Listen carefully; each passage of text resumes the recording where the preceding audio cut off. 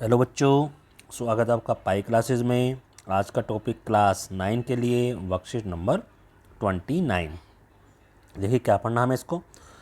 तिर्यक रेखा द्वारा दो रेखाओं को प्रतिच्छेद करने पर बने संगत व एकांतर कोणों की पहचान करना तथा इन कोणों के बराबर होने की स्थिति का पता लगाना। तो इनके ऊपर बेस्ड जो क्वेश्चंस हैं वो हमें इस वर्कशीट में करने हैं। आइए पहले इस क्वेश्चन को हम करते हैं। देखो प्रश्न दे रखा है, एक तिर्यक रेखा है। तिर्यक रेखा कौन सी है? ये वाली जो आपको दिखाई दे रही है। दो रेखा कौन सी? एक पी क्यू और एक आर एस। तिर्यक रेखा हमारी ए डी है। इस प्रकार प्रतिच्छेद करे कि संगत कोणों के, जो संगत कोण कौन कौन से हैं? ये वाले, एक संगत कोण ये और एक संगत कोण हमारा ये है ना। तो समद्विभाजक, इनके समद्विभाजक, तो इसका समद्विभाजक कौन सा है? ये वाला। तो ये पोर्शन और ये पोर्शन हमारा इक्वल हो गया।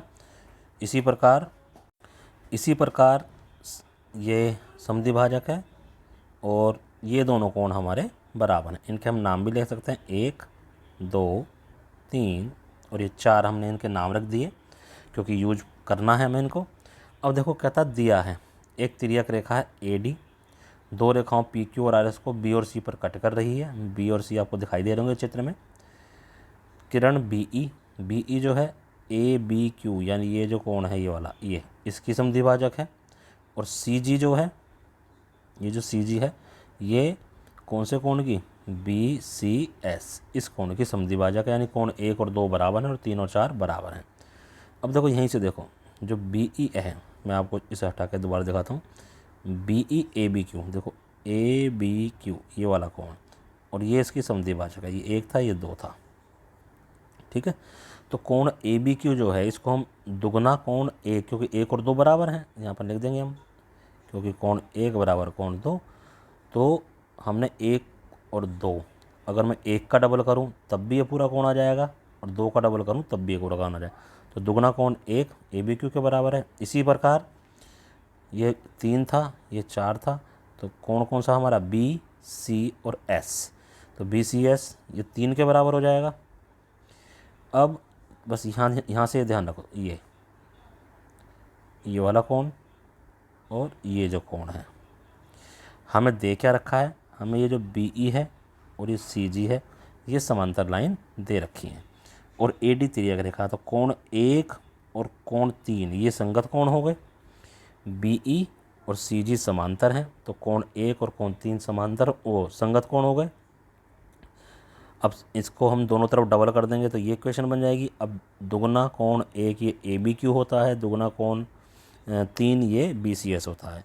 कहने का मतलब ये हो गया, अब यहाँ तक आने से आपने क्या सिद्ध कर दिया कि ये जो ए बी क्यू कोण है ये बी सी एस कोण के बराबर आ गया।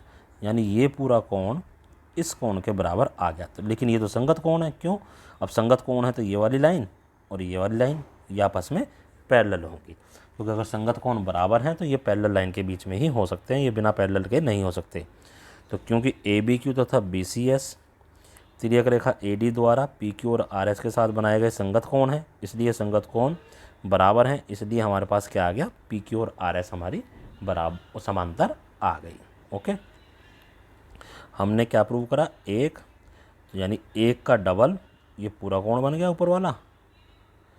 और ऐसे ही ये 3 था तो और ये 4 था, तो 3 का डबल ये पूरा कोण बन गया, ठीक है। तो 3 और 1 बराबर हमने लिया है, क्योंकि समांतर हमें दे रखी हैं बी ई और सी जी। इनको डबल करा दोनों तरफ, डबल करते ही हमारे ये वाले कोण बन गए, परंतु ये तो खुद ही संगत कोण है, तो इसलिए जो पी क्यू और आर एस हैं ये हमारी समांतर रेखा होंगी। नाउ नेक्स्ट देखो, अब स्वयं प्रयास कीजिए। इसमें ये ऊपर जैसा ही क्वेश्चन है, बस फ़र्क सिर्फ इतना दे रखा है। देखो मैं थोड़ा सा इसमें थोड़ा सा ही चेंज करके दिखाऊंगा। ये हमारा P है, ये Q है, ये R है, ये S है, ये हमारी तिर्यक रेखा है। कौन सी? A, ये यहाँ पर B हो गया, यहाँ पर ये C हो गया और यहाँ पर D। इस बार कह रहा है तिर्यक रेखा इस प्रकार प्रतिच्छेद के एक अंदर के जो एकांतर कोण है, यानी इधर इसका समद्विभाजक, इसको मैं बी ई मान लूँ, तो ये वाला कोण और ये वाला कोण बराबर हो गए। और इधर हमारा सी और जी था ही, तो ये कोण और ये कोण बराबर हो गए। ओके, और मैं इसको 1 मान लूँ, इधर इसको 2, इसको 3 और इसको 4। अब ज़रा ध्यान से देखो, जो ये कोण बन रहा है ये कहाँ से कहाँ तक, ये पी बी और सी। तो देखो एंगल पी बी सी ये दुगना होगा किस कोण के, 1 के, दुगना कोण 1। रीजन जैसे अपने एग्जाम्पल में करा है वैसे ही कर सकते हो। और दूसरा कोण है हमारे पास वही बी सी एस। तो बी सी एस वो दुगना कोण है हमारे 3 के। परंतु कोण 1 और 3 तो बराबर है, क्योंकि ये जो लाइन है और ये जो लाइन है ये पैरेलल हमें गिवन है।